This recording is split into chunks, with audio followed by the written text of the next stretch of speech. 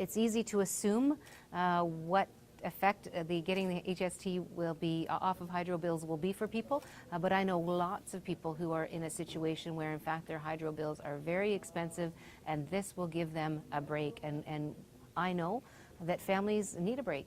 They tell us all the time that they can't pay their bills, that they can't afford everyday life, and I'm going to listen to those people and provide solutions that make sense to them. And that's why taking the HST off of the hydro is an important goal for us to achieve. People shouldn't be falling off their chairs in shock, no pun, when they open their hydro bills.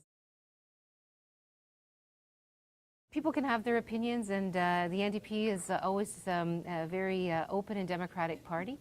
But this election is about talking to Ontarians. It's about listening to Ontarians and getting a sense of what their priorities are. And that's exactly what we've been doing. And you know what? When you look at the founder of my party, you know, Mr.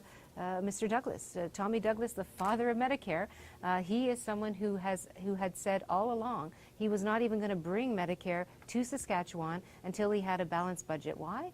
Because he doesn't want the banks to get the interest payments. He would rather have the interest payment, that money that would go to interest payments, being used to provide services to the people of his province.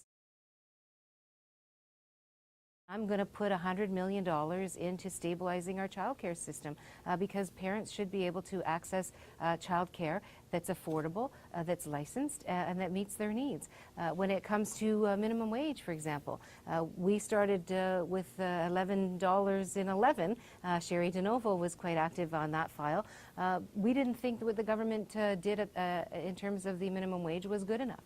So we're increasing the minimum wage more than what the Liberals are doing because we think that it makes sense to try to give people the opportunity to make ends meet when it comes to their paid employment.